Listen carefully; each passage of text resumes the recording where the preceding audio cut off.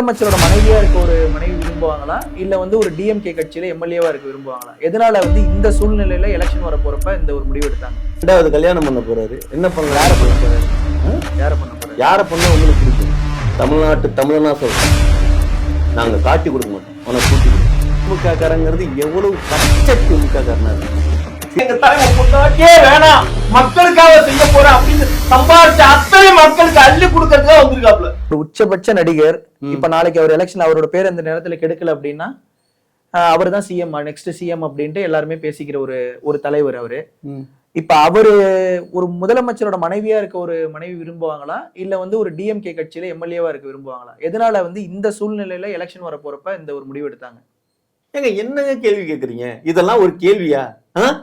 ஒரு விஷயம், எங்க தலைவர் முதலமைச்சரா இருப்பாரு, அதே எங்க அண்ணி எதிர்கட்சியில வந்து எம்எல்ஏ இருப்பாங்க. நீங்க அண்ணின்னு சொல்றது திரிஷாவையா இல்ல நீங்க சொன்ன மாதிரி கீர்த்தி சுரேஷையா இல்ல வந்து சங்கீதாவையா? 3 பேர்ல யார் அண்ணின்னு சொல்றீங்க? இல்ல வாயில வருது, இப்படி எல்லாம் பேசாதீங்க. இது என்னது? ரொம்ப மகா மட்டரமா அண்ணினா ஒரே அண்ணி தானுங்க. யாரு அந்த அண்ணி? யாரு அந்த அண்ணி? யாரா அண்ணினா ஒரே அண்ணி, அவ்வளவுதான். பேரை சொல்லி நிரூபிக்க தமிழ்நாடுக்கே தெரியுங்க. ஆமா, அண்ணினா ஒரே அண்ணி. சரி, உங்க அண்ணி வந்து எம்எல்ஏவா இருப்பாங்க டிஎம்கேல, இவர் சிஎம்மா இருப்பார், அப்படிதானே சொல்ல வரீங்க? இப்ப நான் மறுபடியும் சொல்லணுமா? ஓகே, இப்போ வந்து உங்க அண்ணி வந்து யாழ்ப்பாணத்துல வந்து ஒரு மிகப்பெரிய செல்வந்தரோட மகள் தான். அவங்க வந்து இந்த மாதிரி ஒரு எம்எல்ஏவா போறதுக்கு வந்து விரும்பக்கூடிய ஒரு நபரா இருப்பாங்களா? இது நீங்களே உங்க அண்ணியை வந்து தரம் தாழ்த்துறதா உங்களுக்கு தெரியலையா? இல்ல இது வந்து உங்களோட கனவு முதலமைச்சரா இருக்கிற விஜய்க்கு தெரியாதா? அதான், யாழ்ப்பாணத்துல இருக்கிறவங்க மிகப்பெரிய பணக்காரன், அப்படியே போய் நாங்க யாழ்ப்பாணத்துல இது பண்ணிட்டோம். அவங்க லண்டன்ல செட்டில்ட் ஆயிருக்காங்க. லண்டன் சொல்லுங்க, யாழ்ப்பாணத்துல இருந்து போயிட்டு அண்ணி லண்டன் சொல்லுங்க, அப்பதானே எங்களுக்கு பெருமையா இருக்கும். யாழ்ப்பாணம் சொல்லி கேவலப்படுத்துறீங்க. இலங்கை தமிழர்கள் இலங்கையிலே இருக்க முடியாம எல்லாத்தையும் ஓட ஓட விரட்டி விட்டாங்கல்ல. யாழ்ப்பாணம் இலங்கை தமிழர்கள்னு சொன்னா கேவலம்னு நினைக்கிறீங்களா? அப்படிதானே ஆகி போச்சு. நீங்க அப்படி நினைக்கிறீங்க? நாங்க அப்படி நினைக்கிறோம் இல்ல, அப்படிதான் ஊரே நினைக்குது. நீங்க அப்படி நினைக்கிறீங்க? ஆர்ஃபனேஜ் போய் பாத்துருக்கீங்களே, இவ்வளவு ஈழ தமிழர்களை பத்தி இப்படி எல்லாம் கொண்டாடுறீங்களா? அந்த ஆர்ஃபனேஜ் எல்லாம் ஊருக்கு ஊர் வச்சிருக்காங்கன்னு சொல்றாங்க, அங்க போய் பாத்துருக்கீங்களா?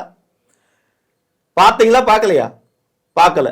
அதான் நம்ம தமிழர்களோட பற்று, நம்ம சொந்தம் கிந்தம் எல்லாம் பொய்யுங்க, எல்லாம் பொரடு. ஆமா, அங்க இருக்கிறவங்களுக்கு ஏதாவது அடிப்படை உரிமைகளை ஏதாவது பண்ணி கொடுத்துருக்காங்களா? எல்லா உரிமைகளும் பண்ணி கொடுத்துட்டு தான் இருக்காங்க. பண்ணி கொடுத்துருக்காங்க சொல்லாதீங்க. அவங்களுக்கு இப்ப எல்லாருக்கும் 5000 ரூபாய் பணம் கொடுத்தாங்க, அவங்களுக்கு கொடுத்தாங்களா? அவங்க வந்து இந்திய பிரஜையா இருக்கிற பட்சத்துல, தமிழ்நாடு பிரஜையா இருக்கிற பட்சத்துல அவங்களுக்கு கண்டிப்பா அந்த 5000 ரூபாய் பணம் சேர்ந்திருக்கும். அந்த அகதியா இருக்கிறப்ப அவங்களுக்கு வந்து கொடுக்க மாட்டாங்க. இது எந்த அரசு? அமெரிக்காவில போய் அகதியா சேர்ந்தவனுக்கு எல்லாம் என்ன தெரியுமா? மாதம் சப்சிடி கொடுப்போம், மாதம் வாழ்வியல் தொகைன்னு பெரிய அமௌண்ட் கொடுப்பாங்க. அதுக்காகவே எல்லாரும் அமெரிக்காவுக்கு ஓடுறோம். தமிழ்நாட்டுல அகதிகளா இருக்கிறவங்களுக்கும் தமிழ்நாடு அரசு வந்து மாதம் வந்து அவங்களுக்கு மானிய தொகை கொடுத்துட்டு இருக்கு. அவங்களுக்கு உதவி தொகையில இருந்து அவங்களுக்கு கிட் வரைக்கும் எல்லாமே கொடுத்துட்டு தான் இருக்காங்க. அது உங்களுக்கு தெரியுமா? அதை ஏன் மீடியாக்காரன் எடுத்து போட மாட்டேங்கிறான்? ஒரு அரசு அப்ப மீடியா விபச்சாரர்கள் சொல்றது நம்புறீங்களா? எல்லாருக்கும் எல்லா விஷயத்தையும் போய் சேர்க்கணும்ல. ஒரு தமிழனுடன் ஒரு அகதியா வந்து இந்த இடத்துல நல்லா வாழ்றான் அப்படிங்கறத நீங்க இது வரைக்கும் போட்டிருக்கீங்களா? அப்ப அவர் நல்லா வாழலங்கிறது உங்களுக்கு தெரியுது இல்ல? எந்த கட்சி ஆட்சியில இருக்கோ இல்லையோ, அகதிகளை முகாம வழி நடத்துறது யாரு? அந்தந்த மாநில அரசு தானே. இது உங்களுக்கு தெரியும்ல? சொல்லுங்க. அப்ப அகதிகளை முகாம ஏற்படுத்தினது அந்த மாநிலங்கள்ல ஏற்படுத்தினது யாரு? அந்தந்த மாநில அரசு. இதெல்லாம் வந்து உங்க தலைவருக்கு தெரியுமா? இதே மாதிரி அகதிகள் இருக்காங்க, இவங்களுக்கு எல்லாம் இதெல்லாம் பண்ணணும் அப்படின்னு தெரியுமா உங்க தலைவருக்கு? 50 வருஷத்துக்கு முன்னால ஜெமினி பிரிட்ஜை கட்டி வச்சாங்க, புரியுதுங்களா? அது ஆடுதுன்னு சொல்லிட்டு மறுபடியும் தூண்லாம் நட்டு பெயிண்ட்லாம் அடிச்சு ரன்னோவேட் பண்ணி வச்சாங்க. அது மாதிரி அகதிகள் முகாம் எப்போவோ ஆரம்பிச்ச தமிழ் அரசு தானேங்க, அந்தந்த மாநில அரசு தானே ஆரம்பிச்சாங்க. அதை ரன் பண்ணிட்டு தானே இருக்காங்க. ரன் பண்ணிட்டு இருக்காங்கன்னா அதைத்தான் சொல்றேன். இன்னைக்கு இருக்கிற நிலைமையை போய் பார்த்துருக்கீங்களா? ஒரு தமிழர் போய் கக்கூசு போற இடத்த பார்த்துருக்கீங்களா? போக முடியாதுங்க. ஆமா, இதெல்லாம் எங்க தலைவன் பார்த்துதான் அடக்கி வச்சிருக்காரு. என்ன வச்சிருக்காரு? என்ன கக்கூசியை அடக்கி வச்சிருக்காரு? கோவத்தை அடக்கி வச்சிருக்காரு. அதனாலதான் அந்த கோவத்தோட வெளிப்பாடுதான் எங்க தலைவர் வந்து கட்சி ஆரம்பிச்சாரு. இப்ப என்ன பண்ணலான்னு இருக்காரு? அடுத்ததான் என்ன பண்ணலான்னு இருக்காருன்னா, அடுத்த கட்டமா இப்ப அவருக்கு வந்து 20ஆம் தேதி வந்து நோட்டீஸ் கொடுத்திருக்காங்க. அதான் 2வது கல்யாணம் பண்ண போறாரு. என்ன பண்ணலாம்? யார பண்ண போறாரு? யார பண்ணா உங்களுக்கு பிடிக்கும்? எனக்கு பிடிச்சது இல்லைங்க, உங்க தலைவருக்கு பிடிச்சிருக்கணும் இல்லங்க. உங்களுக்கு பிடிச்சதே எல்லாம் பிடிச்சவனுக்கு கல்யாணம் பண்ணி வைக்கிறாங்க.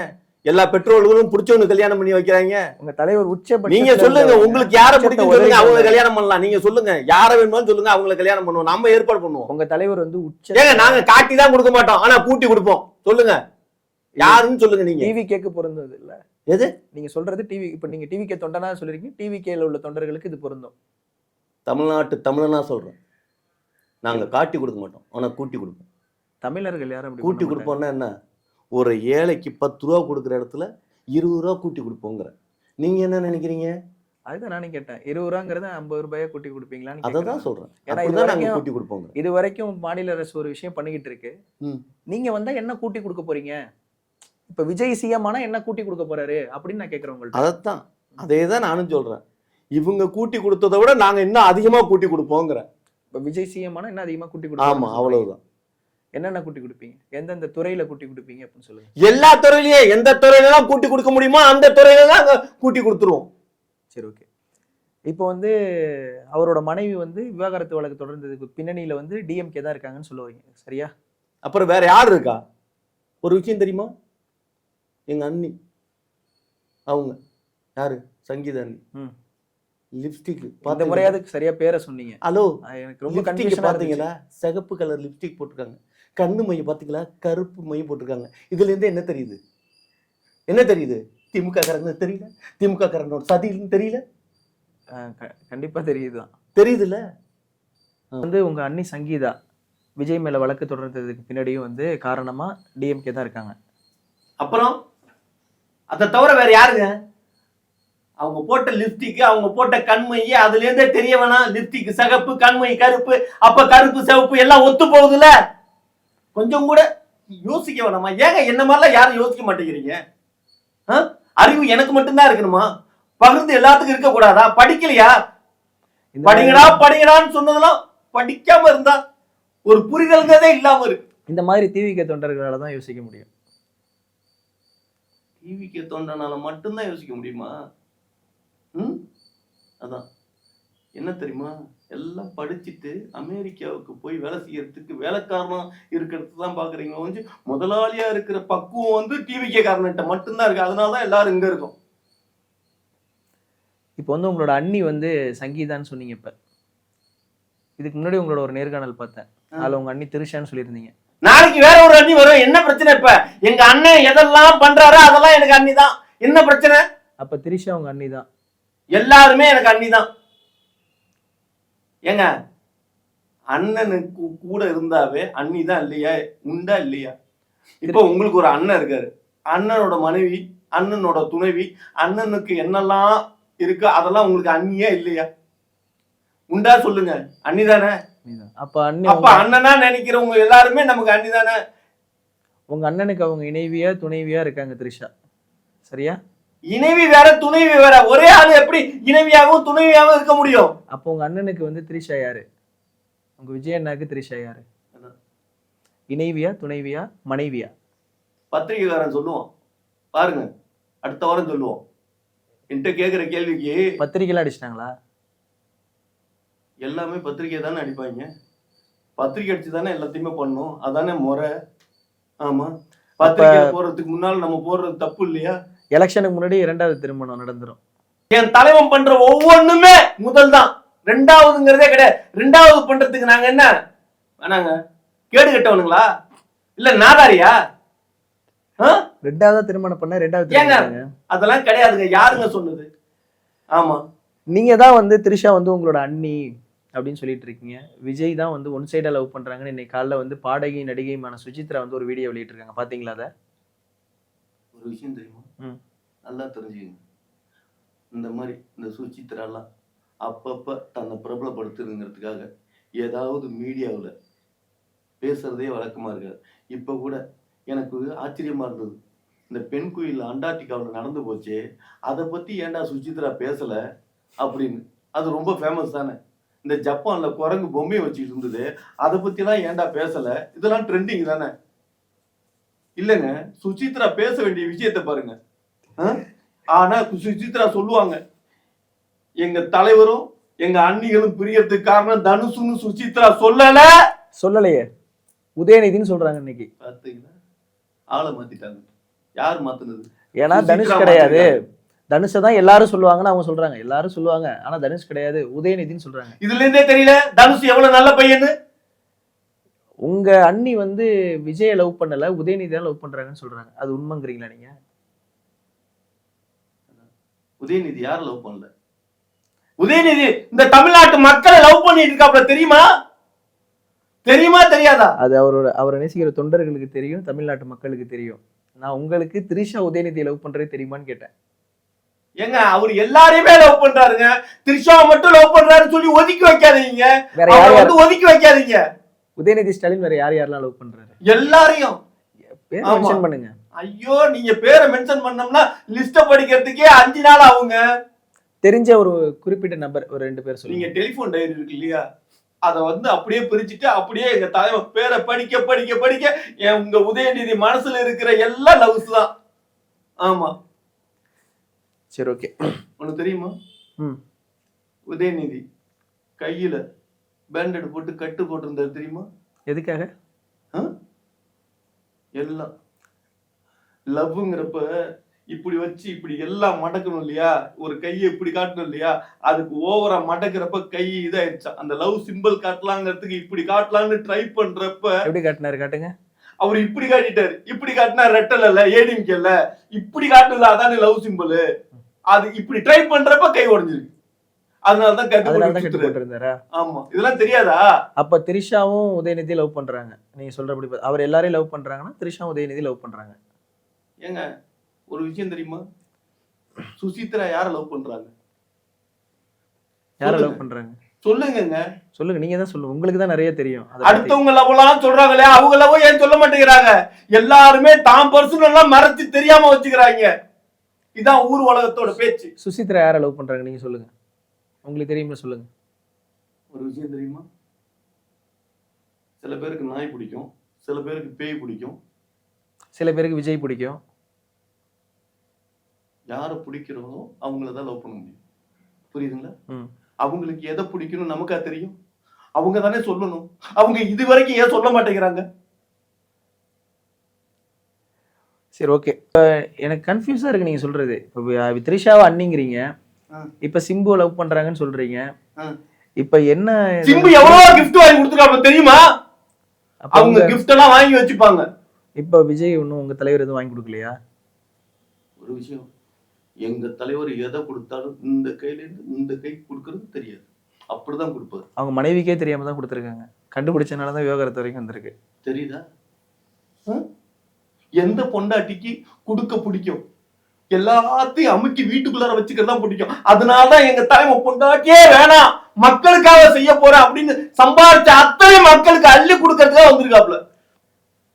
என்னங்க ஓகே, நான் பொய் சொல்றேன்னா? கட்சி ஆரம்பிச்சு 3 வருஷம் ஆகுது. இது வரைக்கும் மக்களுக்கு என்ன அள்ளி கொடுத்தீங்க? நீங்க வந்து ஒரு மாநாடு நடத்துறீங்க, அங்க வர உங்களோட கட்சி தொண்டர்களுக்கு கூட ஒரு வாட்டர் பாட்டில் கூட கொடுக்கல. நீங்க என்ன அள்ளி கொடுத்தீங்க?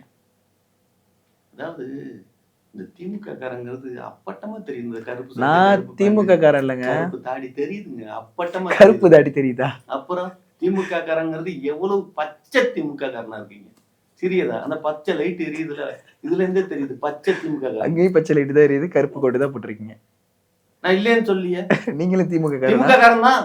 அப்படியா? ஆமா, எனக்கு அந்த டவுட் இருந்துச்சு. எப்ப? அதான் முக்கியம். எங்க தலைவர் கட்சி ஆரம்பிக்கிறதுக்கு முன்னால வரைக்கும் நான் திமுக காரன். ஆனா இப்ப தலைவர் எனக்கு என்னமோ ஓபிஎஸ் வந்து டிஎம்கேவோட பி டீம்னு தெரியல, எனக்கு டிவிகேவோட பி டீம்னு. நீங்க தான் டிஎம்கேவோட ஜெட் டீமா வந்து டிவிகேல ஜாயின் பண்ணிருக்க மாதிரி தெரியுது.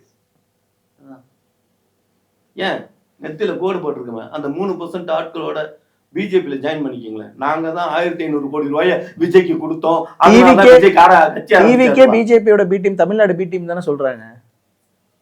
கரெக்டா அடையாளத்தோட வந்திருக்கீங்க. எல்லாம் தெரிஞ்சது மாதிரியே பேசுறது, பக்கத்துல இருந்து கைமாத்தி விட்டது மாதிரியே மீடியேட்டர் வேலை பார்த்தீங்களா? திமுக எதிர்க்கிறீங்க. திமுகவை எதிர்க்கிறீங்க? யாரு? நானா தலைவனா? உங்க தலைவன் எவ்வளவோ தொண்டனா. ஆமா, எதிர்க்கிறீங்க டிவிக்கு. மத்த கட்சிகள்லாம் உங்களுக்கு கண்ணுக்கே தெரிய மாட்டாங்க, ஒரு ஆளே கிடையாது, பொருட்டே கிடையாது. ஆமா, நீங்க ஆட்சிக்கு வந்துட்டீங்க. தமிழ்நாட்டுக்கான அங்கீகாரத்தை யாருக்கிட்ட இருந்து வாங்கி கொடுப்பீங்க? தமிழ்நாட்டோட அங்கீகாரம் அங்கீகாரம். யாருகிட்ட இருந்து வாங்கி கொடுக்கணும்? இப்ப என்ன மத்திய அரசுல இருந்து எல்லாத்தையும் கொடுத்துட்டாங்களா? எல்லாம் கொடுத்துதான் தமிழ்நாடு இயங்கி இவங்க தான் வாங்குற, நீங்க வாங்கி தரேன்னு சொல்லி தானே வரீங்க. நீங்க எப்படி வாங்கி கொடுப்பீங்கன்னு கேக்குறேன். யார்கிட்ட இருந்து கேட்டு வாங்கி கொடுப்பீங்க? யாரை எதிர்த்து ஃபைட் பண்ணி வாங்கி கொடுப்பீங்க? எதுக்கு ஃபைட் பண்ணணும்? ஒரு விஷயம், நாட்டுல இருக்கிற மக்கள்கிட்ட எதையும் வாங்காம இருந்தாவே போதும். ஆமா, ஹெல்மெட் போட்டுக்கிட்டு போறப்ப ஹெல்மெட் ஃபைன் போடுறாங்க தெரியுமா? நிப்பாட்டி போடுறாங்களா போடலையா? ஹெல்மெட் நீங்க டூப்ளிகேட் ஹெல்மெட் போட்டிருக்கீங்க, ஐஎஸ்ஐ முத்திரை இல்ல, அதனால நீங்க அப்படின்னு ஹெல்மெட் போட்டிருந்தா கூட ஃபைன் போடுறாங்கல்ல. அப்ப எப்படி புடுங்குறாங்க? மக்கள்கிட்ட இருந்து எங்க கட்சி புடுங்காது, மக்களுக்கு கொடுப்போம். உங்க கட்சியில ஆட்சிக்கே வரலங்க. ஆட்சிக்கே வரல. இன்னைக்கு டிஎம்கேவோட எதிர்கட்சி யார் தெரியுமா? யாரு? ஏடிஎம்கே. ஏடிஎம்கேவா? அதான் விவரம் தெரியாதவங்க இப்படிதான் பேசிட்டு இருக்கானுங்க. டிஎம்கேவோட எதிர்கட்சிங்கிறது இன்னைக்கு தாவேக்காங்க. எங்க தலைவர் தான் எதிர்கட்சி. சொன்னாரா இல்லையா மீட்டிங்ல? வேலூர்ல சொன்னாரா இல்லையா? இன்னைக்கு நாம எதிர்கட்சியா இருக்கிறோம், நாளைக்கு ஆளுங்கட்சி ஆவோம் அப்படின்னு சொன்னார்ல. உங்க தலைவர் சொல்றதெல்லாம் நடந்துருமா? நீங்க வந்து இது திமுகவோட எதிர்கட்சியா நீங்க தமிழ்நாட்டுல இருக்கீங்க அப்படின்னு நீங்க கனவு கண்டுட்டு இருக்கீங்க. உங்க தலைவர் பனையூர்ல கனவு கால்ற மாதிரி. கனவா? அதான் இப்ப 234 தொகுதிகளுக்கு கேண்டிடேட் ரெடி பண்ணிட்டீங்களா? ஆள் இல்ல, வர்றீங்களா? யாரு வந்தாலும் கொடுத்துருவீங்களா? யாரு வந்தாலும் கொடுத்துருவீங்களா? அவ்வளவு வேகன்சி இருக்காங்க எம்எல்ஏ சீட்டுக்கு. இத்தனை கட்சிக்காரன் இருக்கான, விருப்ப மனுன்னு எத்தனை மனு கொடுப்பாங்க? எல்லாம் அறிஞ்சவன் தெரிஞ்சவன் சொந்தக்காரன் கொடுப்பாங்க. ஆனா நாங்க அப்படியா? 1 லட்சம் மனு வித்தோம்ல. ஒரு 20 தொகுதி 20 எம்எல்ஏ கேண்டிடேட் நேம் சொல்லுங்க. எது நேம கேட்டு நீங்க என்ன பண்ண போறீங்க? சரி, எந்தெந்த தொகுதிகளுக்கு எம்எல்ஏ கேண்டிடேட் ரெடியா இருக்காங்கன்னு சொல்லுங்க. ஒரு விஷயம், எங்க தலைவர் முதல் மாநாட்டிலே சொன்னார் தெரியுமா? எல்லா இடத்துலயும் விஜய் தானே. எல்லா இடத்துலயும் விஜய் தான் நிக்க போறாரா? நான் அப்படின்னா நான் கிடையாது, நீங்க அப்படின்னா நீங்க கிடையாது. இப்ப அவருன்னா அவரு கிடையாது. நல்லா தெரிஞ்சுக்கங்க. இப்படியே எல்லாம் மாறி மாறி மாறி மாறி இப்ப யாரு யாரு கடைசியா யாரு? தலைவன் தானே, விஜய். எல்லாருமே விஜய் தான். கடவுளுங்க. கடவுள் தூணில் இருப்பான், துரும்புல இருப்பான். அப்படிங்கிறப்ப 234 தொகுதியில இருக்க மாட்டானா? பனையூர்ல தானே இருக்காரு அவர், வர மாட்டாரு வெளியே. பனையூர்ல போய் பக்கத்துல இருந்து பாத்துக்கிட்டு இருந்தவரையே பேசுறீங்க. பனையூர்ல தான் அவரே வீடியோ போடுறாரு. பனையூர்ல இல்ல பந்தயம், அவரே வீடியோ போடுறாரு. 2 இடத்துல தான் இருப்பேன் அப்படின்னு அவரே வீடியோ போடுறாரு. அந்த இன்னொரு இடம் சொல்றது அவர் தானே. ஒண்ணு வீடு, ரெண்டுமே ஒரே இடத்துல தானே இருக்கு அவருக்கு தற்போதைக்கு. அதான் ஒரு விஷயம் தெரியுமா? எல்லாரும் நினைச்சிட்டு இருக்காங்க அந்த வீட்டுல இருந்து கேட்ட திறந்துதான் தலைவர் வருவார்னு. அண்டர் கிரவுண்ட்ல 4வதா ஒரு வீடு வச்சிருந்தா அந்த வீட்டுக்கு ஒரு சைடு வச்சு போயிருக்கோம். அதுல இருந்துதான் வெளியில போவோம். அதெல்லாம் தெரியுமா தெரியாதா? ஏன் அண்டர் கிரவுண்ட்ல போறாரு? ஏன் அண்டர் கிரவுண்ட்ல போறாரு? தலைவன்னா ஒரு பாதுகாப்பு வேணும். அரசனுங்கிறப்ப என்ன பெரிய கோயில்ல என்ன பண்றாங்க? வழி வச்சாங்கல்ல கீழே, யார் போறதுக்கு? நம்ம சாதாரண மக்கள் போறதுக்கு வச்சாங்க. எல்லாம் அண்டர் கிரவுண்ட்ல போறவங்க விஐபி. நல்லா தெரிஞ்சுக்கங்க. விரும்பி தான் மேல போவான், விஐபி எல்லாம் உள்ளார போவான். இவ்வளவு பெரிய தலைவர், ஒரு இவ்வளவு பெரிய மக்கள் தலைவர்னு சொல்றீங்க. மக்களை பாக்குறதுக்கு அவர் பாதுகாப்போட தான் வருவாரா? எந்த அரசியல் தலைவரும் அந்த மாதிரி வந்தது கிடையாது. ஏன் உங்க தலைவர் மட்டும் வர்றாரு? அப்படி எப்ப பாதுகாப்போட நீங்க பாத்தீங்க? எத்தனை பாதுகாப்பு? நீங்க தானே சொல்றீங்க பாதுகாப்பா இருக்கணும் அரசன்கிறவன். அவ்வளவு எதிர்ப்பு இருக்கா நான் விஜய்க்கு? எளிமையாவும் இருப்பார். நல்ல கண்ணாய்யா இதுக்கு வந்தார்ல, துக்கத்துக்கு வந்தார்ல, எவ்வளவு பேர் பாதுகாப்பு வந்தாங்க, எத்தனை பேர் இதுனாங்க. தன்னந்தனியா சிங்கிளா வந்துட்டு தமிழ்நாட்டோட முதலமைச்சர் நேரடியா வந்து வீர முழக்கம் சொல்லிட்டு போனாரு. அப்புறம் எங்க தலைவர் மட்டும் என்ன பண்ணாரு? போயிட்டீங்களே இப்படி அழணுமா? கத்தி படத்துல அழுது மாதிரி கத்தி கதை அழணுமா? கொஞ்சமாவது இருக்கா? ஒரு இரங்கல் உரை எதுனா வெளியிட்டாரா கட்சி சார்பா? அவர் ஒரு மிகப்பெரிய மூத்த அரசியல் தலைவர் நல்ல கண்ணு. ஹலோ, அவர் போய் உங்களோட போய் பார்த்துட்டு வந்திருக்காருங்கிற. உங்க கட்சியோட முதல் கொள்கை சமூக நீதி. அதுக்காக போராடின ஒருத்தவர் நல்ல கண்ணு. அவர் இறந்திருக்காரு. அதுக்கு உங்க கட்சி சார்பா எதனா இரங்கல் உரை தெரிவிச்சீங்களா? விஜய் என்னங்க, எங்க தலைவனே போய் நேரடியாவே துக்கம் கொண்டாடிட்டு பாத்துட்டு வந்தாச்சுங்க. அப்புறம் என்ன இரங்கல் தெரிவிச்சீங்களா? இரங்கல் தெரிவிச்சீங்களா? இரங்கல் தெரிவிச்சீங்களா? புரியல எனக்கு. இப்ப திமுக வந்து இரங்கல் உரை ஒண்ணு கொடுத்தாங்க. நேரடியா போய் பார்த்தாரு மு.க. ஸ்டாலின். உங்க ஆள் எங்க போய் பார்த்தாரு? எங்க போய் பார்த்தாரு? எங்க போய் பார்த்தாரு? சொல்லுங்க சொல்லுங்க சொல்லுங்க, நீங்க சொல்லுங்க. உங்களுக்கு தெரிஞ்சது சொல்லுங்க. நல்லக்கண்ணு வீட்டுல உடல் அடக்கம் பண்றதுக்கு முன்னாடி போய் பார்த்தாரா உங்க தலைவர்? பார்த்தாரா? ஆமா. எந்த இடத்துல பார்த்தாரு? எந்த இடத்துல பார்த்தாரு? சொல்லுங்க, எதை பார்த்தாரு? செய்தியை காதுல வாங்கிட்டு வருத்தம் தெரிவிக்கிறது வேற, நேரடியா போய் வருத்தம் தெரிவிக்கிறது வேற. ஒரு கட்சி நடத்துறாரு, இவரும் ஒரு அரசியல் அப்ப எங்க கட்சி, தலைவர் அவரை நேரடியா பின்பற்ற- போகலையா? ஒரு நிமிஷம் இருங்க. சமூக நீதியை ஃபாலோ பண்ற, அதை கொள்கையா வச்சிருக்க ஒரு தலைவர், அவருக்கு மட்டும் துக்கம் கொண்டாடினா போதுமா? அவர் தொண்டர்கள் எல்லாருமே அதை தெரியப்படுத்தணும்ல, அதை ஏன் அவர் பண்ணலன்னு கேட்கிறேன். எதனா ஒரு சேனல்ல வந்து இந்த மாதிரி இரங்கல் உரை தெரிவிச்சிருக்காரு விஜய் அப்படின்னு ஏதாவது ஒரு சேனல்ல அவர் கொடுத்திருக்காரா? இல்ல அவரோட எக்ஸ்தல பிரிவுல வந்து எதனா போட்டிருக்காரா? ஐயோ, கொஞ்சம் கூட ஒரு புரிதலே இல்லையே. எங்க தலைவர் கண்ணீர் விட்டு அழுதாப்புலன்னா என்ன நடக்கும்? தமிழ்நாட்டுல இருக்கிற அத்தனை பேர் அழுவோம், அப்புறம் எல்லாரும் அழுது வெள்ளம் வந்துடாது, சென்னை முழிக்கிறாது. அதனாலதான் எல்லாரையும் அழ வச்சோம்னா வெள்ளம் வந்துருங்கிற ஒரே காரணத்துக்காக தான் எங்க தலைவர் அறிக்கையா பயன்படுத்தல. அறிக்கை அதனாலதான் பயன்படுத்தல. அப்புறம் உங்க தலைவர் வெள்ளம் வந்தா எவன் தண்ணியில முழுகிறது? என்ன ஆச்சு? டிஎம்கே சென்னை என்ன ஆச்சு? டிஎம்கே எதிராக கடுமையான எக்ஸ்பிரிவெல்லாம் கடுமையா விமர்சிக்கிறாரு. அந்த கரூர் கொலை இதுலலாம், கரூர்ல 41 பேர் இறந்ததுக்கெல்லாம் பிஜேபி சம்பந்தமா எந்த விதமான இதுவும் அவர் ட்வீட் போட்டு பார்த்தது கிடையாது. அதே போல இந்த மாதிரியான அரசியல் தலைவர்களுக்கு எந்த விதமான ஒரு உரையும் வெளியிட்டு பார்த்தது கிடையாது. எங்க தலைவர் தான் சொல்றாருல, ஒன் அண்ட் ஒன்லி, ஒன்னு டிவிக்கே, இன்னொன்னு டிஎம்கே. அப்ப இப்ப நான் சொல்றேன் என் தலைவருக்கு பதிலா இந்த மாதிரி என் தலைவனோட டிவியை கூட வேணாம், ஒன் அண்ட் ஒன்லி டிஎம்கே, இன்னொன்னு என்என்கே, அவ்வளவுதான். ரெண்டே பேத்துக்கு தான் போட்டி. என்னன்னு ஆமா, நந்தவனம் நந்தகுமார். புதுசா இருக்கு சார்.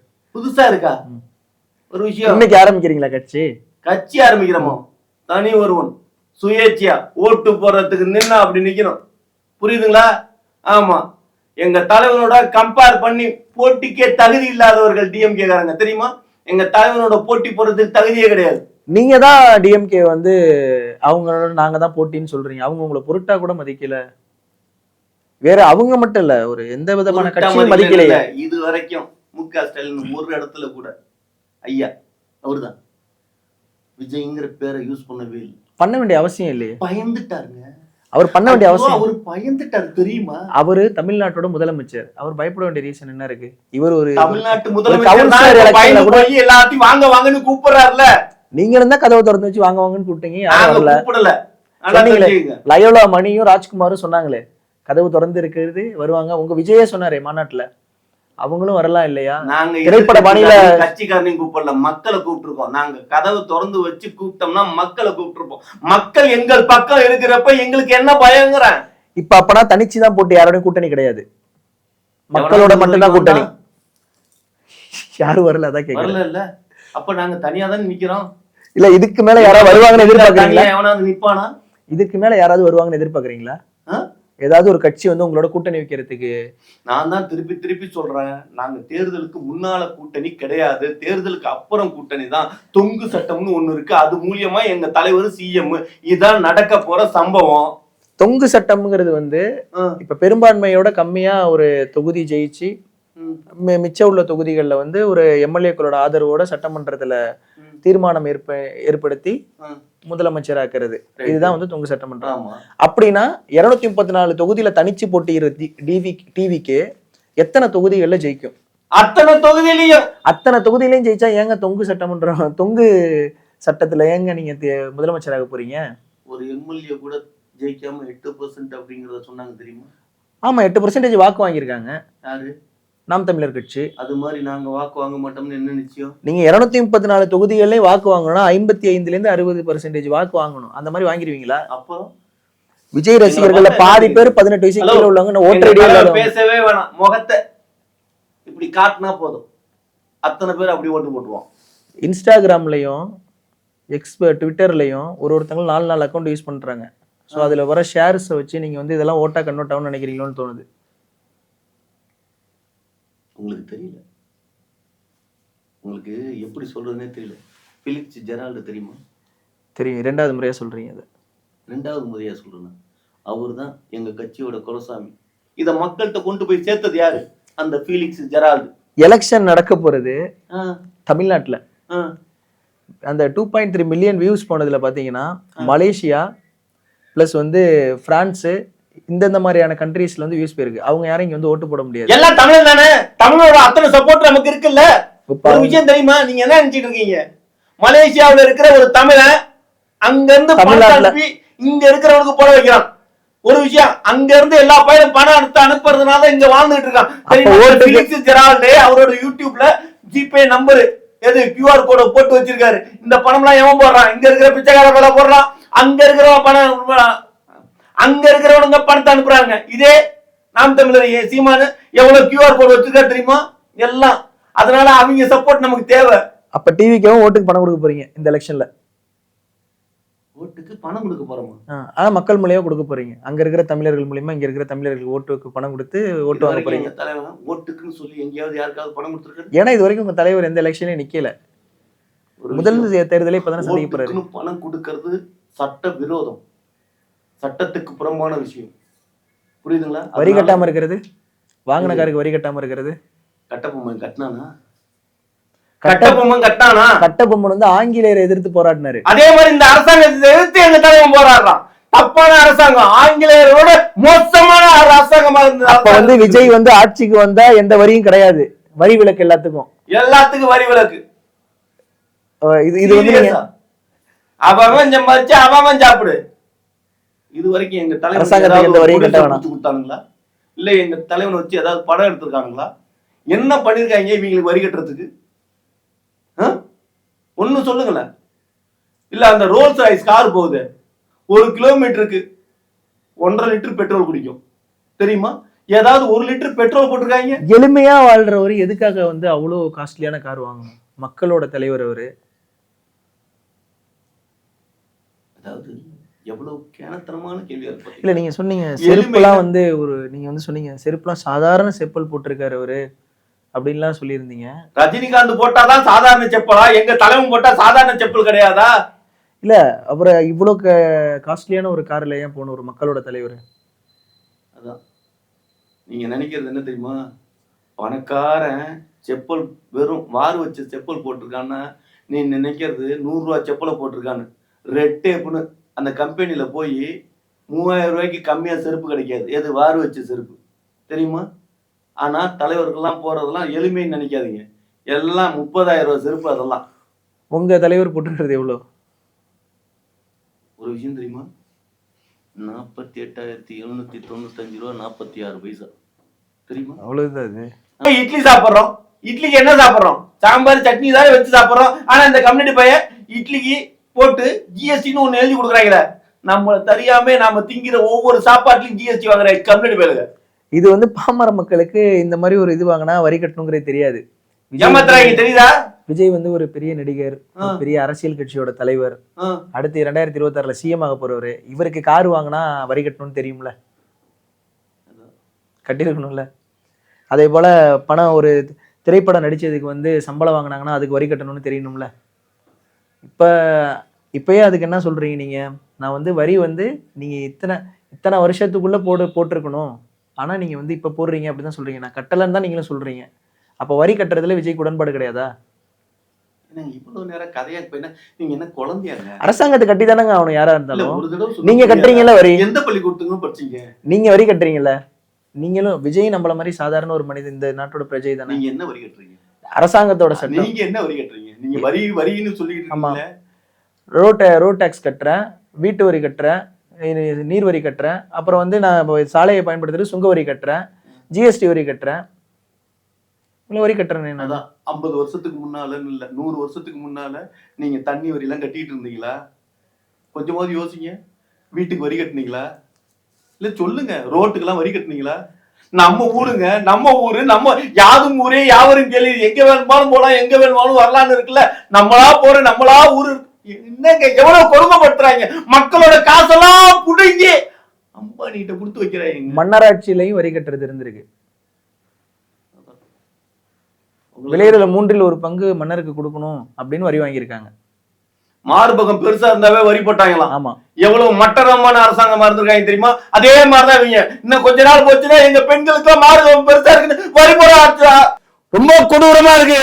வேணாம், நாங்க வந்து கூட்டாட்சி அமைச்சாவது எதிர்ப்போம். யார் யாரோட கூட்டாட்சி அமைக்க போறீங்க? இது வரைக்கும் எவனாவது வந்தானா? இனிமே யாரும் வரப்போறது இல்ல. வருவாங்க. யார் வருவா? எங்களோட கொள்கையை பிடிச்சி போய் எல்லாரும் வருவாங்க. யார் வருவா சொல்லுங்க. நாம் தமிழர் சீமானுக்கு எந்த கொள்கையை பிடிச்சி போய் எல்லாரும் போனாங்க? அவர் தமிழ் தேசியம்னு ஒரு விஷயத்த கையில வச்சிருக்காரு. இப்ப எந்த தேசியத்துல இருக்காரு? தமிழ் தேசியம் தான் பேசுறாரு. இப்பயும் பெரியாரை ஏன் எதுக்குறாரு? அவர்தான் சொல்றாரு தெளிவா. பெரியாரை ஏன் கொண்டாடினாரு? பெரியாரை ஏன் வெரி பிகினிங்ல பெரியாரை ஏன் கொண்டாடினாரு, இப்ப ஏன் எதுக்குறாரு? சீமானோட கருத்து, அப்ப நான் திராவிடத்துல இருந்தேன், அதோட பற்று இருந்துச்சு, நான் பெரியாரை கொண்டாடினேன். ஆனா இதுல இருந்து நான் வெளியில வந்ததுக்கு அப்புறம் தமிழ் தேசியத்தை நான் கொண்டாடுறேன். அப்ப நீங்க எப்ப வெளியில போவீங்க, எப்ப உள்ளார வருவீங்கன்னு உங்களுக்கே தெரியாது. ஒரு ஸ்டாண்ட்ல நிக்கிறாருல அவரு. என்னத்த ஒரு ஸ்டாண்ட்ல நிக்கிறாரு? இப்ப ஸ்டாண்டிங்கே இல்லாம நிக்கிறாரு. அண்டர்ல அவருக்கு ஸ்டாண்டிங்கே இல்ல. ஒரு அண்டர்ல ஸ்டாண்டிங் இருக்கணும், அண்டர்ஸ்டாண்டிங் இருக்கணும், ஒரு புரிதல் இருக்கணும். அது இல்லையே. தமிழ்நாட்டுல இன்னைக்கு சீமானோட கட்சி 3வது பெரிய கட்சி, 8% வாக்கோட இருக்காங்க. அது 2026 எலெக்ஷனுக்கு அப்புறம் சொல்லுங்க. நிரந்தர சிங்கம் இருக்காங்க. நீங்க எவ்வளவு ஓட்டு வாங்குவீங்க 2026 எலெக்ஷன்?